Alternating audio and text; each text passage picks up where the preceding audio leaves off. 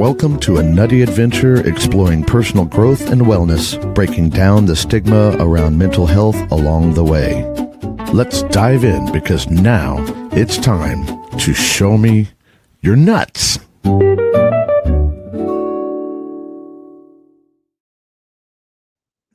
Good morning, everybody. It's Tuesday again, and you know what that means. It's time to show me your nuts.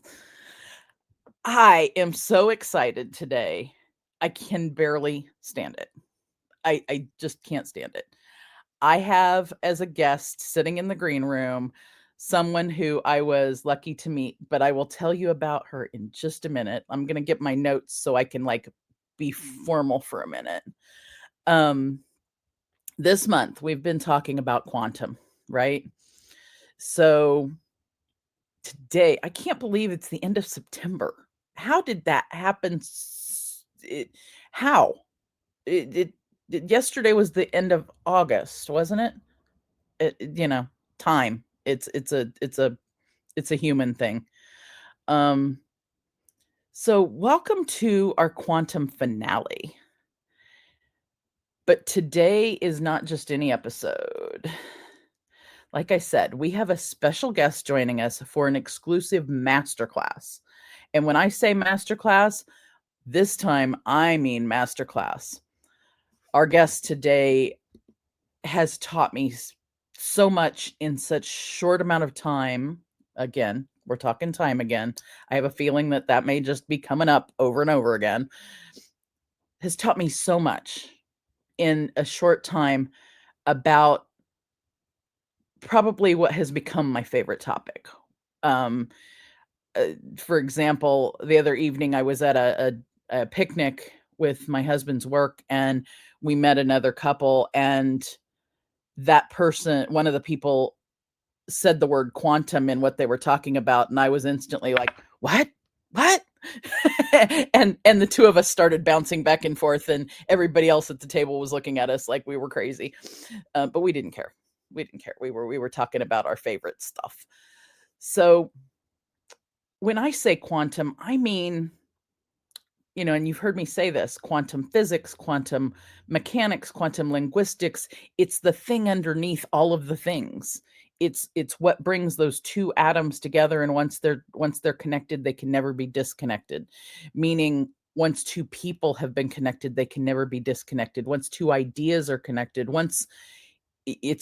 it's showing that we are all connected. And as a Native individual, one of the things that we do in our prayers is a short form of a prayer is all my relations. And all my relations meaning we're connected, not just to each other as humans, but to the plants, the birds, the trees, the earth, the space of everything, not just in this time or who's quote unquote alive, but who's been here before and who's going to be here in the future. And to me, quantum knowledge spans everything. And so that's just kind of my one word that brings that all together. So that's why I chose the word for this month, because it's one of my favorite things to talk about and to learn about and hear about. So today we're going to talk about advanced secrets and esoteric wisdom that even experienced practitioners rarely hear. This is going to be quantum acceleration. It's very simple, but it's also very complicated at the same time. So we kind of always do an energy check at the beginning of the show, or we've started doing that. And today's energy check for the audience, I want you guys to say, are you ready to have your mind expanded beyond what you thought possible? Are you ready to leave your previous knowledge at the door, come in with a fresh mind and the ability to see things potentially differently than you've ever seen them? In other words, leave your mind very open so that what we're going to talk about may land differently than it would have landed otherwise. So let me know in the chat, and I know we've got at least one comment, one person. I love that. Jessica's up watching. She's singing actually. We are the world, we are the children. And Jessica, you know how to get in the room. You could come in and sit in the third chair and sing later if you want. And Miss Brittany's away. Happy Nutty Tuesday. It is definitely the Nutty Tuesday. And we're gonna get nutty. Our guest asked me before the show if if this was a formal event, and I said I should have said no. You know me, the squirrel. I'm not going to be formal. I haven't been formal since I left corporate. Thank creator. But that we go off the rails a little, but I do want to I want to do as much justice as possible to introduce our guest. I have a feeling she might get a squirrel name by the end of the show, because everybody gets squirrel names. So we might come up with a good squirrel name for our guest. And my note says honoring our guest Master Squirrel, but when I looked at it, I saw the word mother instead. So I'm going to say right now, I'm going to say honoring our guest Mother Squirrel, the Master Mother Squirrel. Dr. Etta Jackson is a pioneer in consciousness and quantum choice. Her impact to me has been several of her books, one of which I am still reading because I take it in and I take a bite and then I savor it for a while and then I take another bite and I savor it. So it's going to take me a little bit to get through the book. And then I'll probably go back and read it again for that matter. But she has several books that are really good. And I'm lucky enough to have met her in several video meetings and get really fun messages from her of other learning. So maybe that's keeping me from reading the book too, but it's also keeping me learning all the time. So I'll let her tell you. We'll tell briefly what her story is in one of her books, or of how that got there, because I think that's important to hear.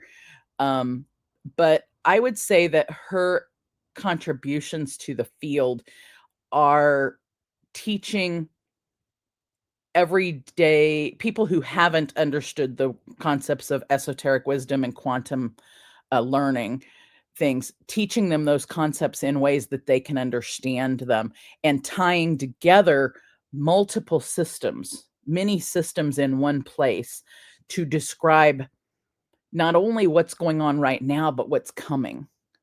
And I think it's what we're living through right now. And to me personally, I have realized that I chose to be here in this life at this time to experience, learn, and see all the things that are happening in the world right now, scary as that may seem, and that we all have. And I've realized that part of what I'm here for is to help guide and spread that spread that understanding, help that understanding grow in a space that's not scary. Helping people understand that the reason that they're here is not a scary thing, but could be an adventuresome learning experience. So with that, I want to get you guys ready. Set your mind up, because this is graduate level quantum transformation.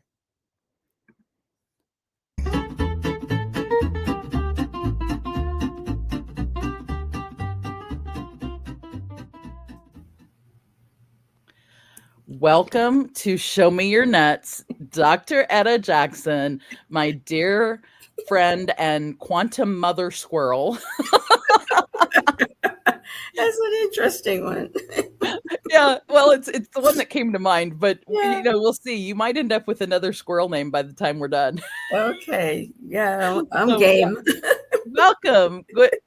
Maybe go ahead and give the audience maybe an introduction to you, where you're from, where you live, what you do. Yeah. Okay.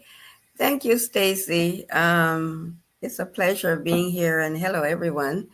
As you see, my name is Etta Jackson. And to kind of give a context to me and where I and how I, came to be here, both physically and spiritually. I was born in Jamaica many, many years ago. I won't say how many. Yesterday. Exactly. Yesterday. And actually came to the United States. And this might give you a little clue. In 1965, as a foreign student to Howard University in Washington, D.C. So this was my first place that I lived here in the United States. And I came here with the idea that I was going to be a medical doctor. That's what I wanted to do. Uh-huh. Yes. And, but the universe had slightly different plans for me. So, again, I have this background in pre-med. Actually, my undergraduate degree is in pre-med. And then, and actually got accepted to medical school. And then the universe said, no, I think I have another plan for you. So I went into psychology. She likes to do that, doesn't she, the universe? It's like, oh, wait, no, now you've got your learning here. It's time to move on to the next thing. And it's not what you think it's going to be. Absolutely. And so ended up in psychology. That was what, Spirit said I should do. And ended up in a master's degree program, which was different. It was a psychoanalytic guidance and counseling program, which was the only one of its kind in the country at Long Island University here in New York. And it was developed by a team of professors from Columbia University at Long Island University. But that was a degree that changed my life, I would say. Yes. Okay. Never told you that, right?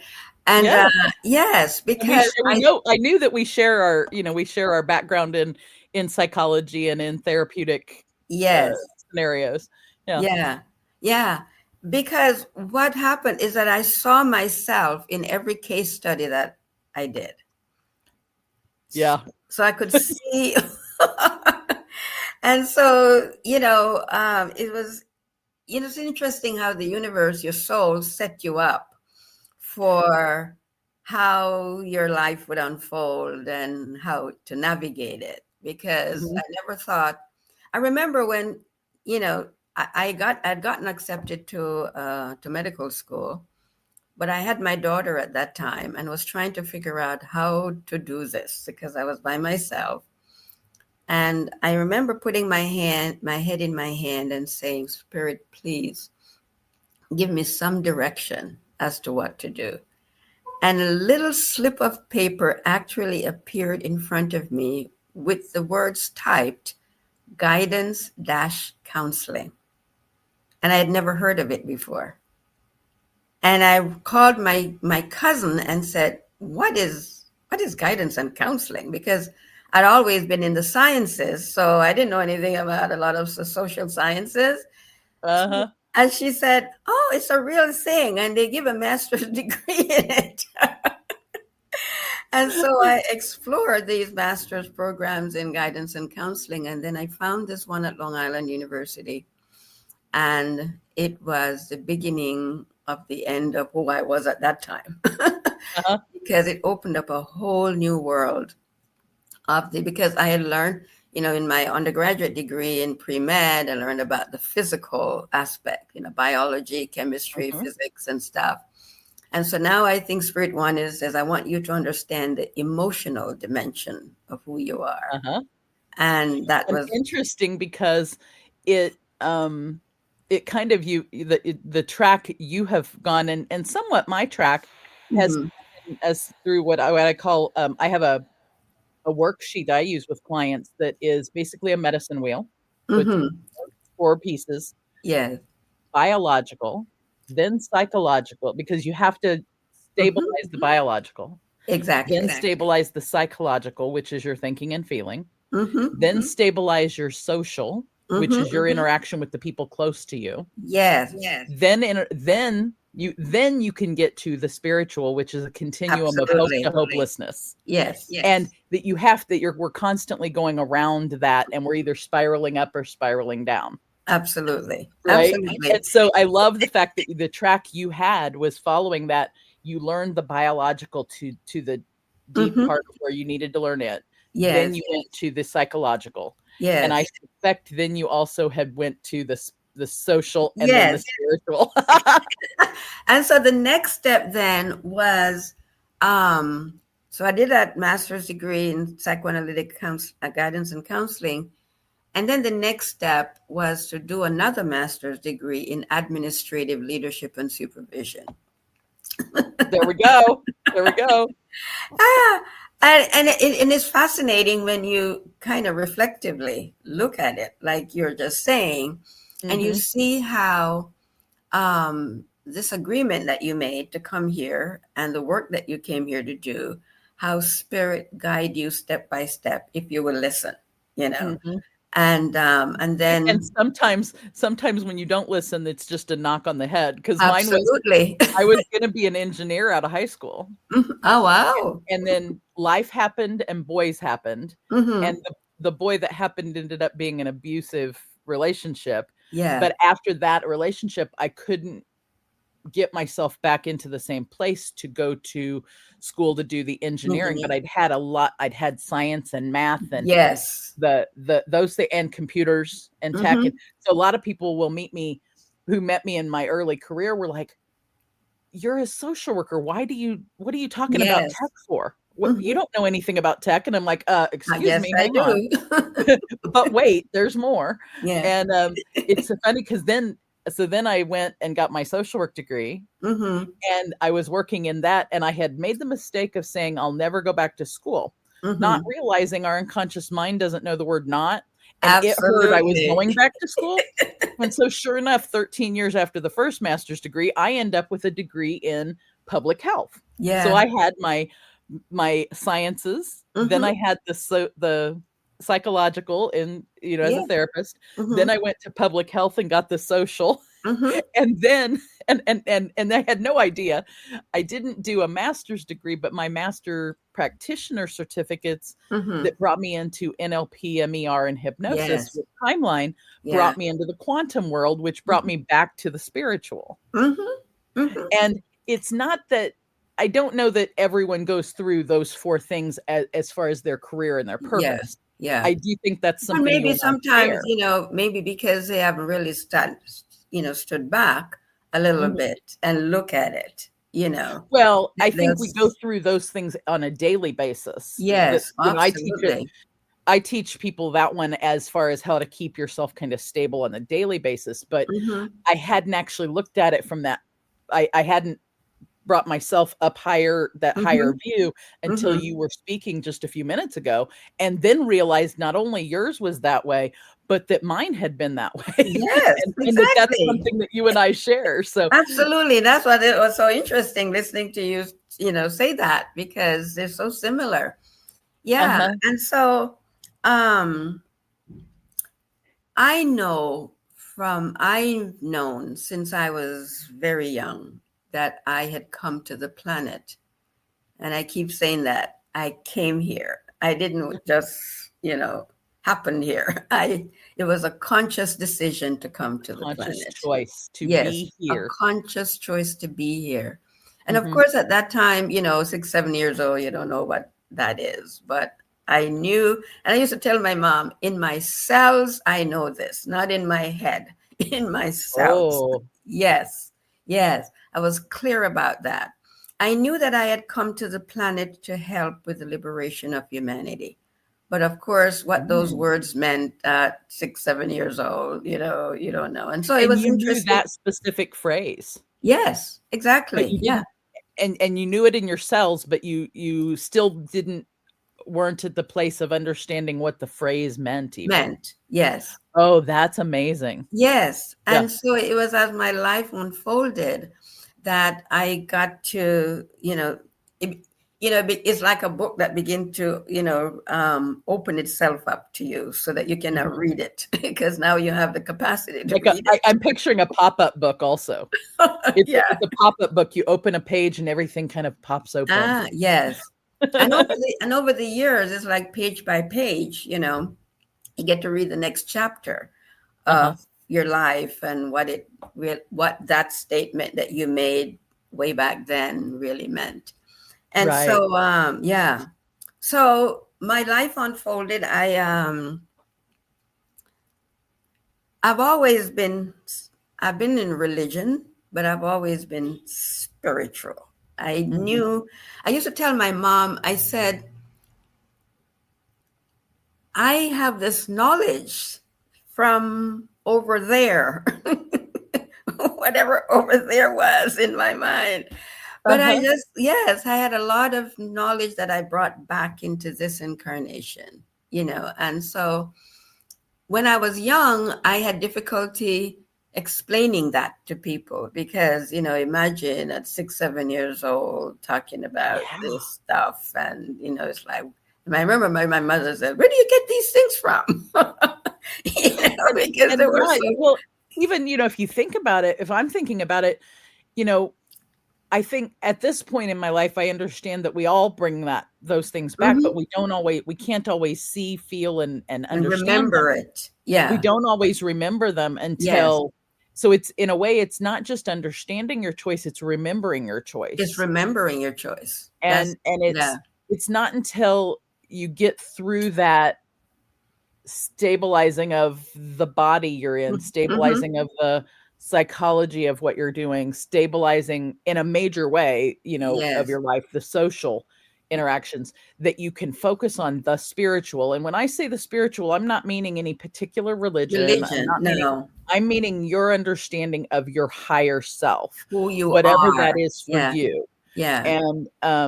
And that once you finally, and I see it as like raising yourself up and being able to see all the things instead of just seeing them through these eyes. Yes. Right. The inner eye. Yeah.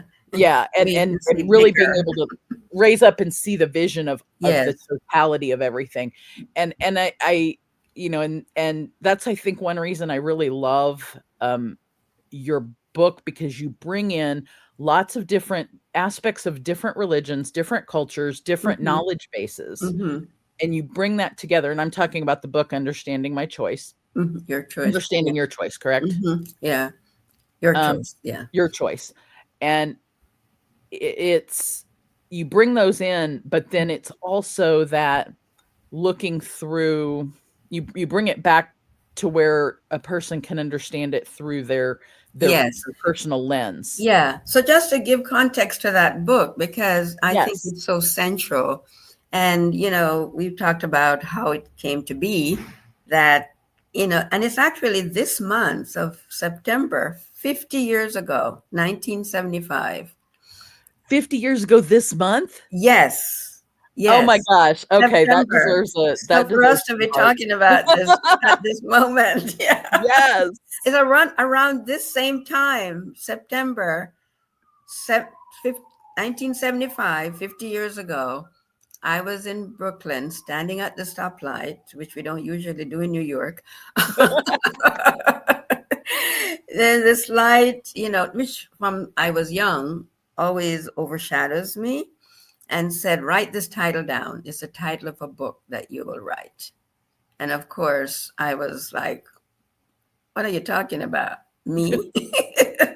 Me write a book? Yeah. I don't know how to write any book. I think you have the wrong person. And so that's how it began. And what the light, and I've told the story that it took 25 years of me arguing with the light back and forth.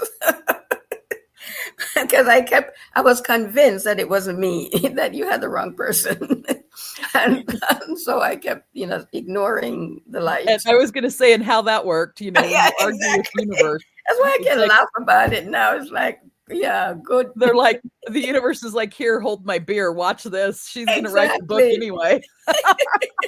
25 years of arguing back and forth with the light and saying, so I figured that in 25 years, the light would find the right person. Right? Apparently it did. And 25 years later, I left New York by then, and I was coming through New York, and sort of intuitively, I felt that I would come back to New York. And I got an email from a friend of mine who had to go to Kenya to help with the AIDS crisis that was taking place there back in 2000. And she said, I need somebody to stay in my apartment for 3 months while I go to Kenya. And somehow intuitively, I knew it was me. So I said, I think I'll take your apartment for 3 months. And it was in that apartment that the light again overshadowed me and said, it is now time to write the book. And at first I said, what book? And that apartment, if I remember in your story that you told me, that apartment was not in. It was in Harlem. Oh, that one was in. Okay, that was in Harlem. Okay. Yes, and it was in that apartment, in her apartment, on her bookshelf, that there was a book titled "How to Write a Book." So that's when I said okay, I got it. Okay, accept. No more arguments. Yeah. But okay, I'll follow the directions. Yes, absolutely.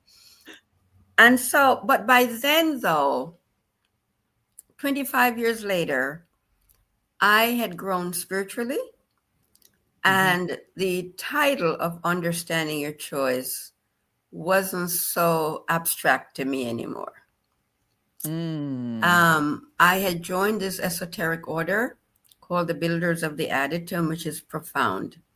And again, I think the order helped me to remember a lot of the information that I came in with and to put structure to that memory. That would make sense. Yes, yes.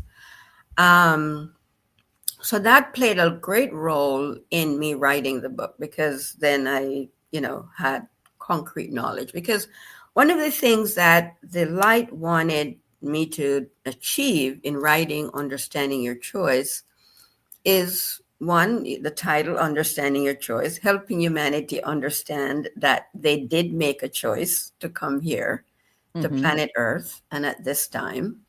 And we all forgot, just like how I forgot that I had agreed to write the book. Yeah. And then argued with yourself about writing it. Right, exactly. That we all forgot. And it's purposeful, because we are to immerse ourselves. Because if you remembered everything about, not having any pain and hunger and all of that, you wouldn't want to come here. So you had to forget so that you could consciously and totally immerse yourself in this dimension to experience it fully. And so that was part of why we chose to forget, so that we could go have this experience authentically, and we could have the physical, emotional, mental experience of not remembering who we are. And I think that one of the important pieces that I just realized there, or something interesting, is that we're going from the word quantum here this month. And next month on this show, we're going into the word integrity. Yes. And you just gave a beautiful segue of that we chose this experience so that we could authentically, which to me says within our integrity of ourselves as a soul. Absolutely. Bring ourselves through this experience and experience these things differently than we do in any other life dimension, however you want to describe it. And some people would probably describe it as a different life. Some would say different dimension. I think one of the things that's challenging is we all come from different constructs as far as our spiritual background, our cultural, educational, everything, all the different pieces. And we have all these different words and language, which is wonderful. We have diverse words and language, but that I think that's one of the things I really like about the book, is because it breaks down and talks about, this is what is described in Christianity. This is what's described in Buddhism. This is what's described in Islam. Different spiritualities. But we're talking about the same thing. Different sciences and different things. And that we are, and I've known for a long time that one of my reasons for being here is to be a translator. Oh man, and you talk about fighting the universe. Oh, I fought myself over that one. I'm like, no, I don't want to do this. I don't want to. Yes. And then once I finally started doing it Mm-hmm. and felt comfortable in myself, in my own Yes. skin, Yeah. it's second nature to me. Yes. Sometimes to my husband's chagrin, because he's like, do you have to argue? You have to explain everything or argue with people about everything? And I'm like, I'm just trying to help this person understand this person. That's all I'm trying to do. Yes. Yeah. No, because we have it, and we chose to come because we have the memory of all of this information. And so, Yeah. Spirit says, okay, I'm going to activate this so that you can now serve humanity using all this wonderful It's information like that we you put a had stored. blindfold on. Yes, yes. And that's what it is. And we had to come down into this density of the third dimension to experience the weight of it, the weight of what not remembering looks like, feels like, to be able to authentically own all of the emotions. Because, this is a water planet too. We're 70% water. So we're here to feel what that feels like. And that's also, what the Piscean age that we're coming out of. We're coming out of 2160 years of the Piscean age, and simultaneously 25,920 years of the cosmic year of Pisces. A lot of feeling, a lot of water.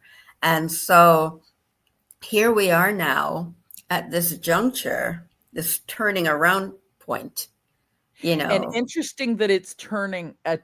I'm not going to go into this deeply at the moment, but in a private discussion on Thursday. Those of you who don't know, Thursday morning I have coffee every Thursday morning at the Quantum Quaff. If you're interested, I'll actually put a note up where you can sign up to come to coffee. I think that gets you to the Quantum Quaff, which is where we have coffee. You can screenshot that.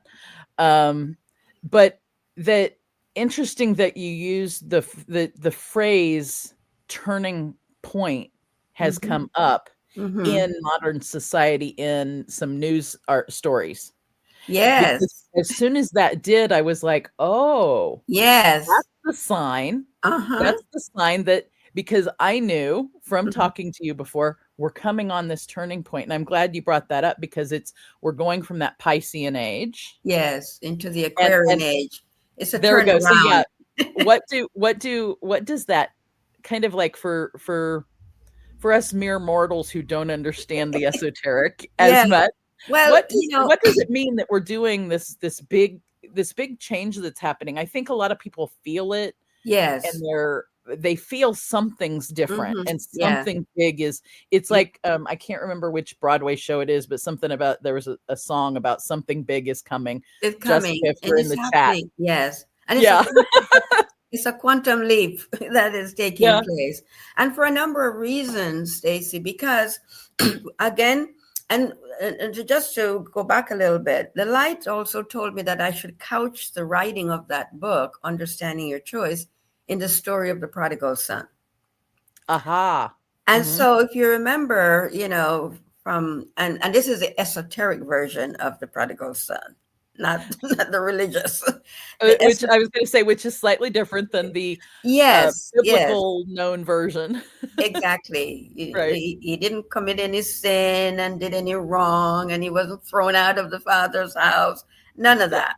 And it really speaks to choice, because the prodigal son made the choice to leave the father's house. Right. He said to his father, if I am to know myself, I need to leave this place of safety and security and sameness. And I need to go out into distant lands, into foreign lands, to go meet my brothers and sisters so that I can know myself. So it was a choice. And the light wanted me to emphasize that unlike the religious version that we were thrown out of heaven because we sinned and all of that, that is garbage. The prodigal son made a decision, a choice to leave, because he had come to that place within himself where he knew that this environment could not help him to grow. And that he needed to leave this place of safety and go out. And so that's why he left home and went into distant It's lands because he and knew foreign he lands. knew the safe, stable place he was in, but Mhm. he didn't know the other things. And because he didn't know the other things, he also didn't know enough about himself. Absolutely. Mhm. Because you cannot, if you know this, but you don't know that, you have nothing to compare it with. And I think that we all go through. I was actually speaking to a client not long ago about their they've got some children who are kind of getting to that age where they're getting ready to go to college, Mhm. and they're starting to separate from the parent, and we Yes. kind of talked through this similar aspect Mhm. of things, and Yes. how challenging it is for both people in the Exactly. in that. Yeah, dynamics. Yeah. Mhm. Both for the parents and for the And that as individuals, we've even if we've because we all have gone through that Mhm. separation at some level, at some time in our life, at whatever, from Yes. our original parent, Yes. or from Exactly. even an adoptive parent, or an Mhm. extra parent, or anybody. We've gone through those separations in Yes. our life. And if you're a parent yourself, you've gone through that separation from your parent before you had children. Yeah. You I know? left home to come to the United States. My daughter left the United States to go to Europe. She's been living there now for 36 years. Mhm. And so, it's always going out, Yeah. leaving the place of And comfort. sometimes it's not a physical leaving, but it's Yes.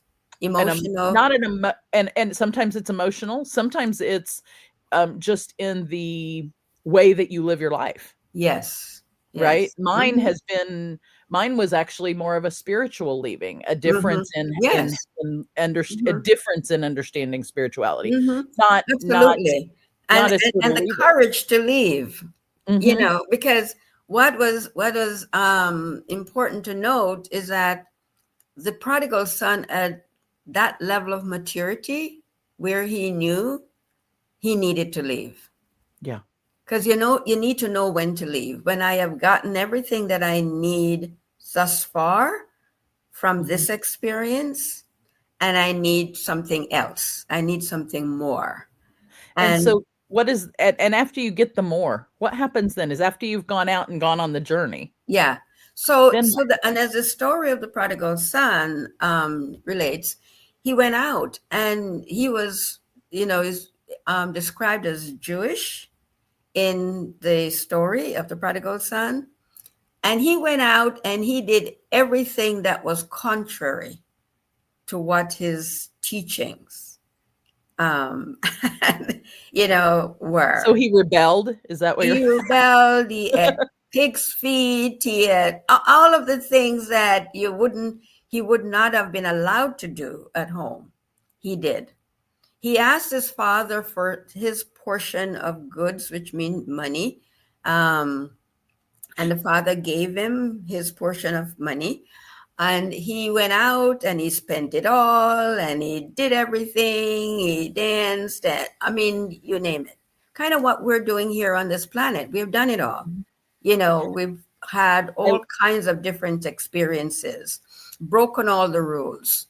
And what is interesting about the story, and what I think is so esoterically profound, is that after he had done all of these things, broken all the rules, he was expecting that his father would condemn him because that's, Mhm. you broke the rules, you shouldn't have done this and whatever. But he got to explore and experience himself and got to know things about himself that he could never have known had he had stayed at Mhm. home. So he was afraid that his father would condemn him for having done all the things that he did. But the Mhm. Father, like our divine Mother Father, have no such condemnation of us. Right. And this is where it departs from the religious version of Mhm. of the story, because his father, knowing that this information that he went out and gathered would Uh-huh. expand him in consciousness, that the same person who left home was not the same person that was coming back, because now he had done everything. He had had all these experiences that would expand him in consciousness, mentally, emotionally, spiritually. And though he was afraid, the father knew better. and was always looking down the road to us to see him come back, because the Father always knew that he would come back.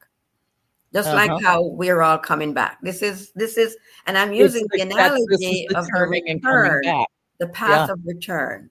That we're gone, like the prodigal son, we had gone, Pisces being the last sign of the zodiac, we've gone to the end of our journey in this dimension of illusion and separation. And now we're on the path of return, just like the prodigal son. So kind of as humans on this planet, in a much larger span of time, we're talking thousands of years. Yes. So several thousand years at least, that we've gone through our journey as humans, the first round, if you will. Out. The first round out. And or down into matter. Yeah, and then we're coming back and turning around and doing more. I want to come back. I love this comment that Jessica put when you were talking about that, when you know when you've got to know when it's time to leave. Yes. And she says the great Reverend Kenny Rogers said, "You've got to know when to hold him and know when to hold love him." That.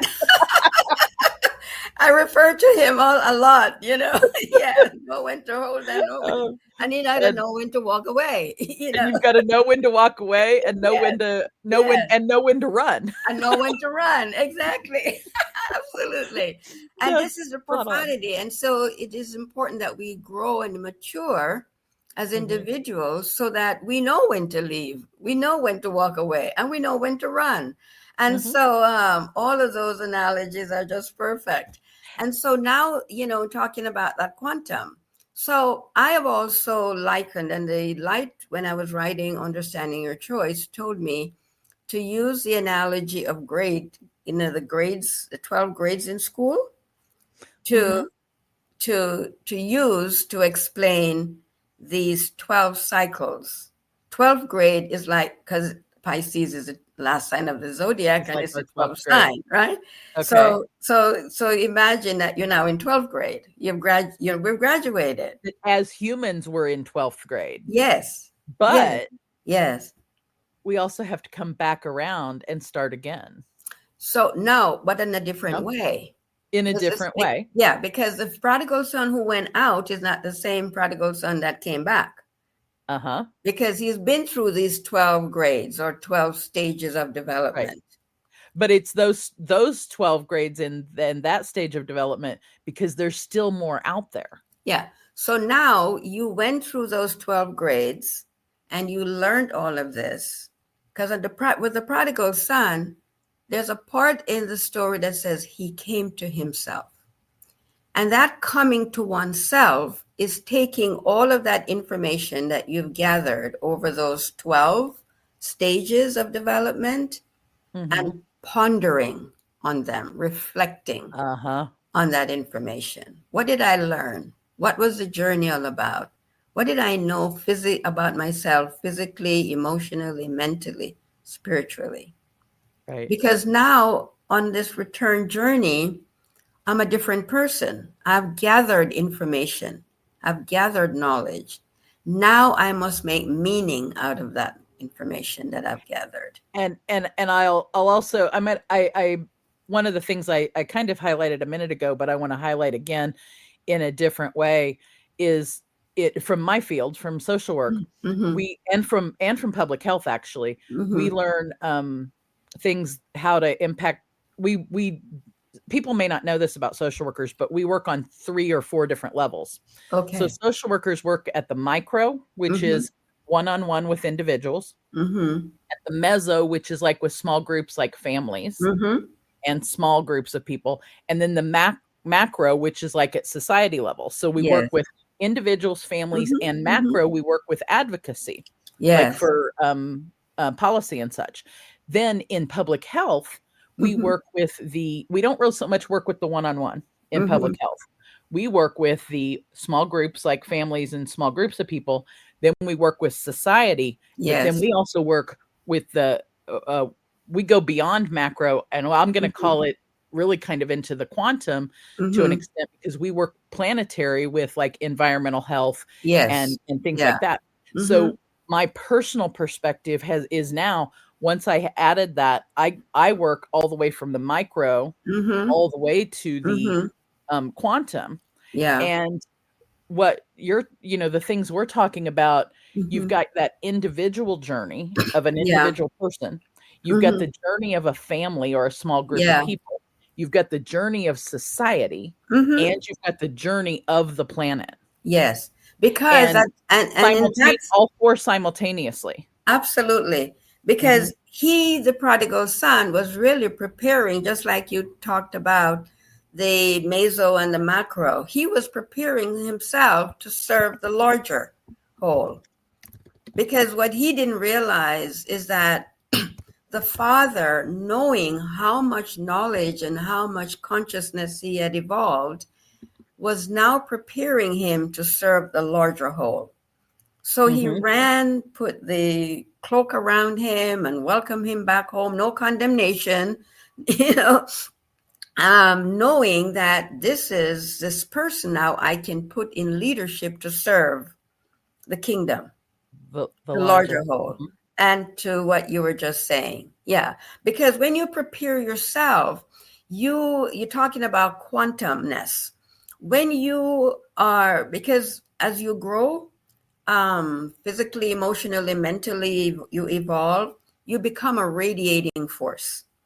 So on a quantum level, you're able to serve a larger number of humanity, not just in groups but vibrationally, because your vibration has risen, you know, x-fold as a Mhm. result of the work that you've done on yourself. So now the prodigal son is at a vibrational frequency and in consciousness where he can, because the father now put him in charge of the kingdom.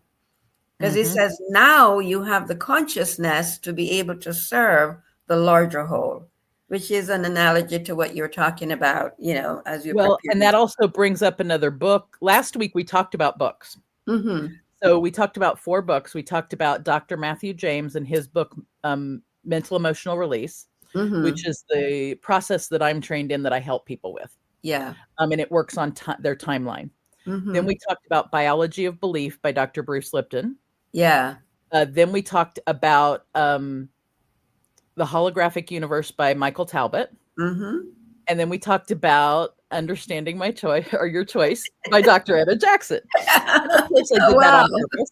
I did that on Yes. purpose to then, but one of the other books that I didn't talk about that day, and you just brought it to my mind, is one that I'm looking at reading called The Map of Consciousness Explained by Mm-hmm. Dr. David Hawkins. Yeah. Are Yeah. you familiar with that book? I think I've heard of it, but I've not read it. Yeah. Yeah, so that's Mm-hmm. one. And I actually am toying with the idea. Tell me Mm-hmm. what you think of this, Yeah. Etta.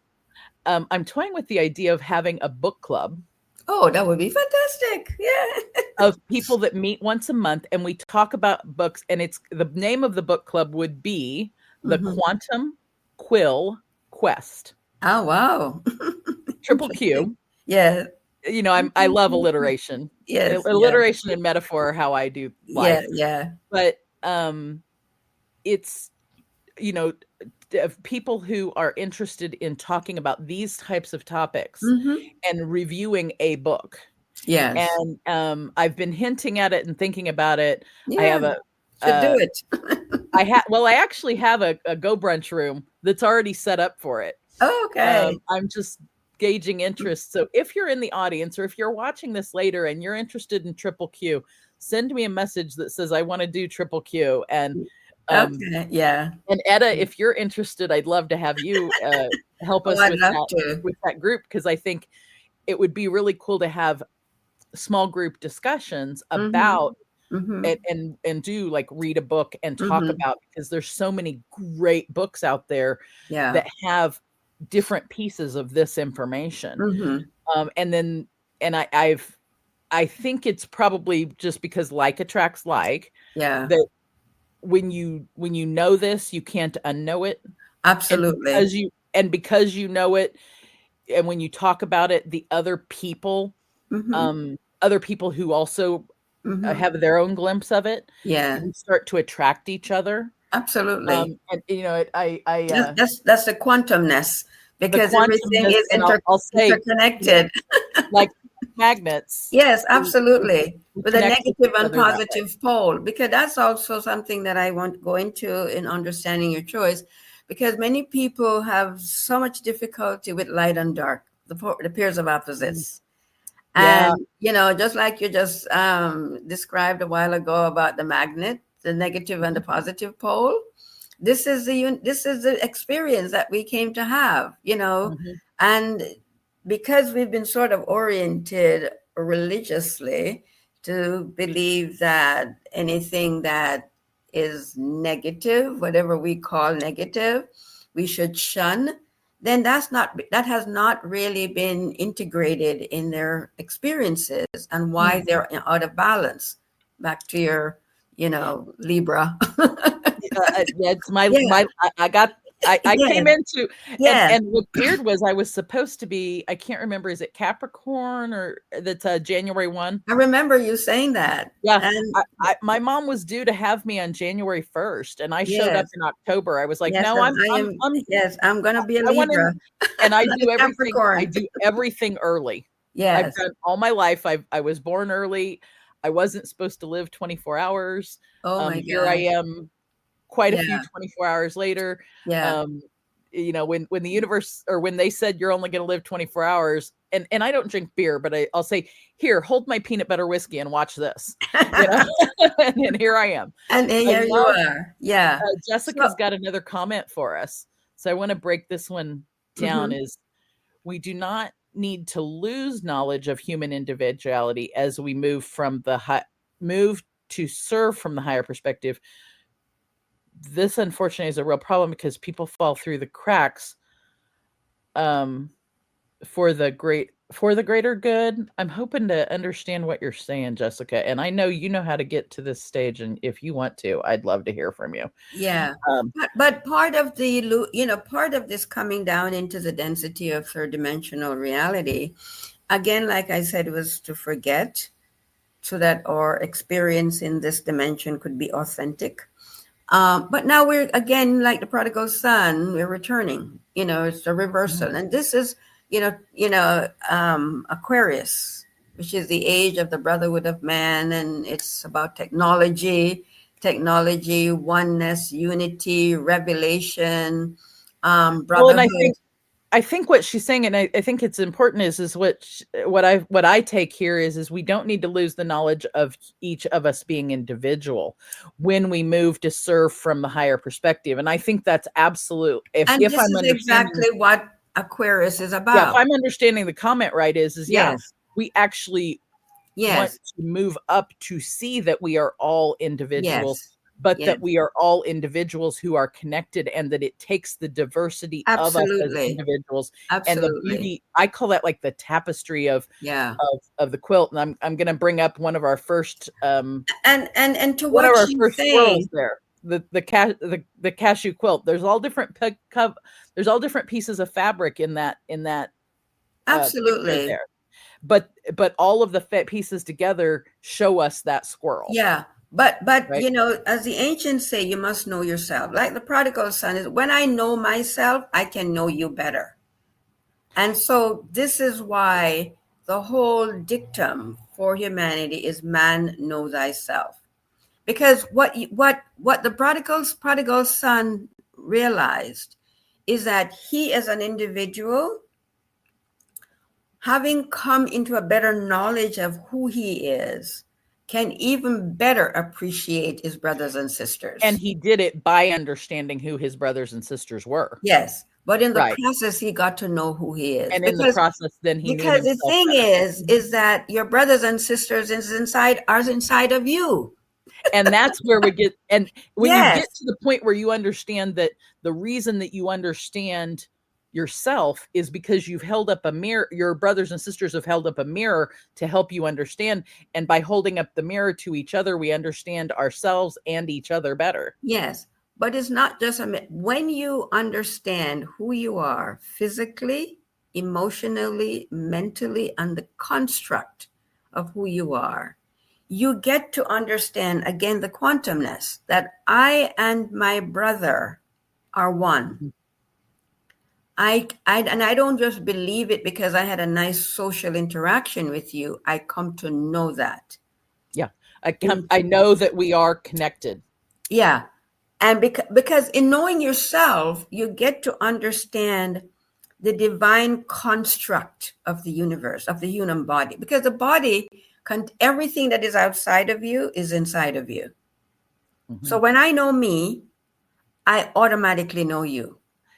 And I can relate to you in a different way than before I got to know who I am. Because there is once you get to know yourself, there's no separation anymore. Right. And I think, and we're going back to the once you see this, you can't unsee it. Yes. But there's also this piece of before you can see it, mm-hmm. It's because you're seeing things like this. Yes. And you can't see what's out this. here. Yeah. You can't see it.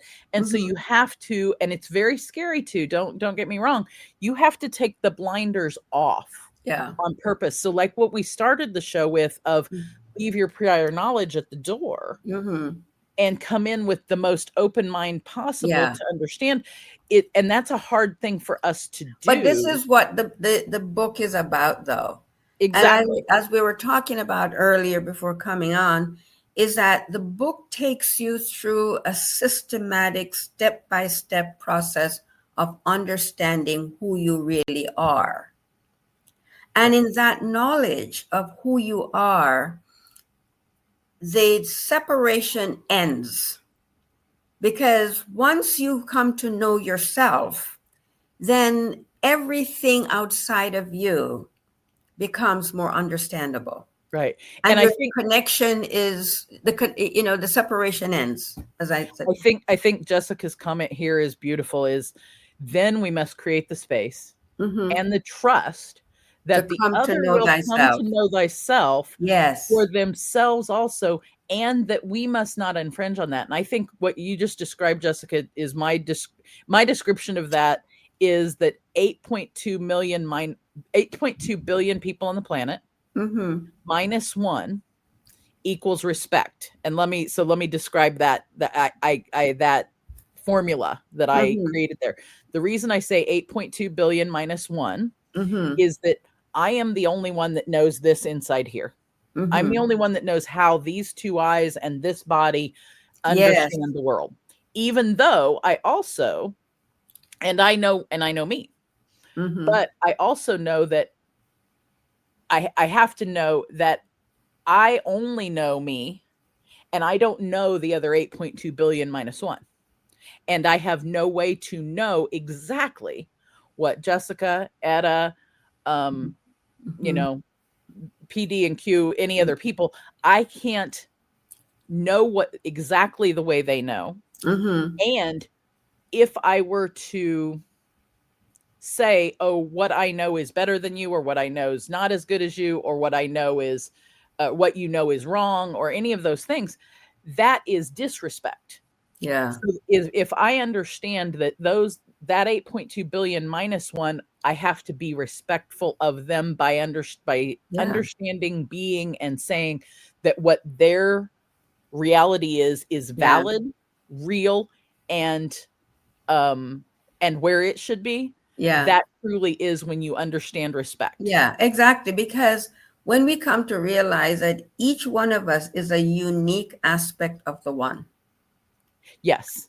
And that when you can respect that I am similar to you, but at the same time different, because I have a unique aspect, and understand it as both valid and beautiful. Yes. And that we don't have to look alike and think alike and whatever for you to be valid and respected. That would be boring AF. It would really be boring AF.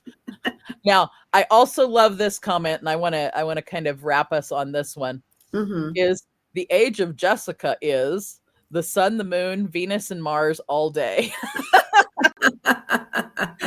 So instead of Aquarius, we have the age of Jessica. And those of you who know her know that she is the sun, the moon, Venus, and Mars, and the stars, and the stars, and yes.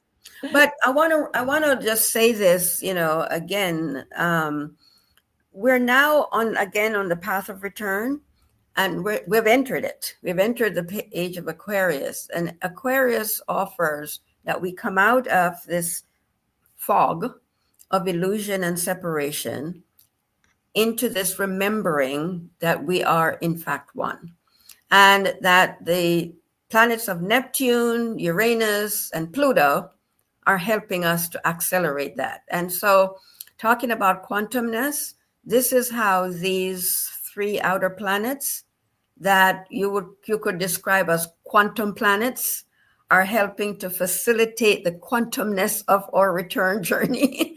And so this is why we're feeling this thing happening, is because these three planets represent the soul force. So that we've been operating as personalities, working out our little differences and fighting and whatever. And now the big boys or women, Pluto, Neptune, and Uranus says, okay, I want you to come up to this level of understanding. They represent the soul force of the individual and the planet. So now we're not operating as personalities with our divisions and stuff. We want you to come up to a bigger, we're graduated now, And so as a planet, as a society, as humans, we're going through this process. And I would say it's also kind of that graduation of the, as a planet, as a group of people, as whatever, we're the prodigal son. We're getting ready to leave where we've been. Yes.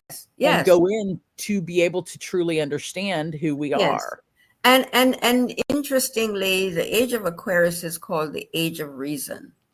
So while before we were, mired in our emotions, I don't like you, and, very emotional response to a lot. Yeah. Now the age of reason is allowing us to step back and to be able to use the information that we've gathered through this 12 grades.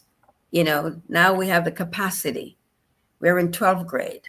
I'm now more mature emotionally, mentally, physically. I can now think. I can be more rational, objective. And this is where we are. So now, like the prodigal son who went out and began now to make meaning out of that experience, that whole emotional experience. What was that all about, really? What was all that fighting and quarreling and hating all about?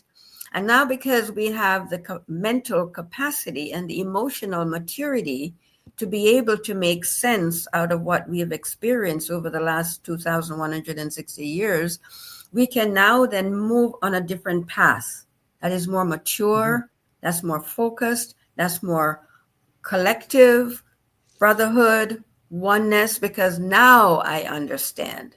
So does that mean now we're going into our young adulthood as a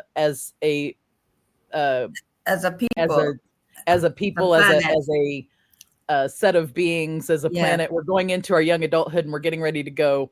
We're going to college. Yes, we're getting ready to start our freshman year of college. Yes, yeah. I'm now mature enough, and I'm developed enough, and I now have the capacity to handle this basic. And to put context to this, these 3 volumes of books that I was asked by the Light to present is to take this body of arcane knowledge and present it to humanity in the most accessible form possible. Because now we have the capacity mentally and emotionally to understand this body of arcane knowledge, because it helps you to better understand you and the universe. Where did I come from? Who am I? Where am I going? And that body of knowledge now can be better integrated into your consciousness, because now you have graduated and you now have the capacity to decipher this level of information. And I think, there's also that aspect when you're that age and you're going from high school to college. You also kind of have that right before that, you have that rebellious thing. And it's like your last hurrahs of things. Yes. And I think we're feeling some of that as well. Absolutely. The ending. Yes. The endings of in a scary way, but also there's also good. And there's, I think we can all feel that difference in that change. Yes. So yes. I have absolutely loved, and I know you and I know we can go for hours because we have, and I would love to one, potentially invite you back if you were interested in coming back sometime. Absolutely. And that, I want to take our audience through kind of the journey of where we're going to go is we're going now from quantum possibilities, we're going to go to aligned action. Mm-hmm. This next month is going to be about integrity, where we're going to align everything from the inside and out. So then we want to look at ourselves and, the different views of the word integrity and what that means and what it means to each of us. And also how each of us define our own integrity. So I'd love to have you in the audience or in, who knows, you might, if you're in the audience, I might ask you to pop in the seat. You know how to get back here to the studio. But I have thoroughly loved today's. Yes. Just think of today as the tip of the iceberg, right? Mm-hmm. And really of this month where we've talked about various aspects of what I describe as the word quantum.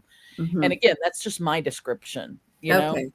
Those are only through my eyes, and that's all I can do in here is bring people. But I think quantumness is so many. There are many levels to this. It is quantumness, and it's and that's why I love the word, because it does look at so many different things. Mm-hmm. So let me know in the comments if you're watching this later or even now if you're interested in the Quantum Book Club. I put Dr. Etta's website in the chat, so you guys, it's also in the show notes, so please go check out her books and things.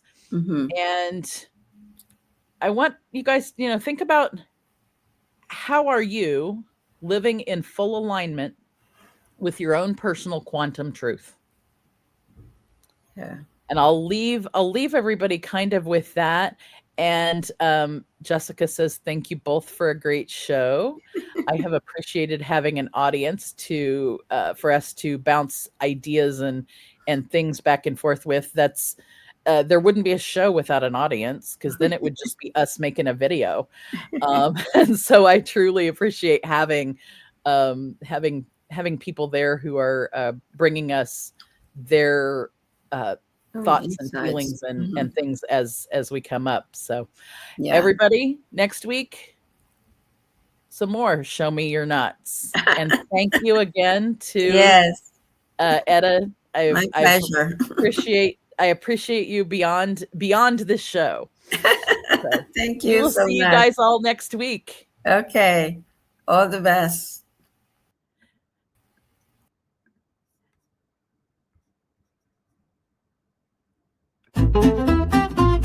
Thank you for joining us on this nutty adventure. Remember, personal growth and wellness are journeys best taken together. Keep exploring, keep growing, and don't forget to show me your nuts next time.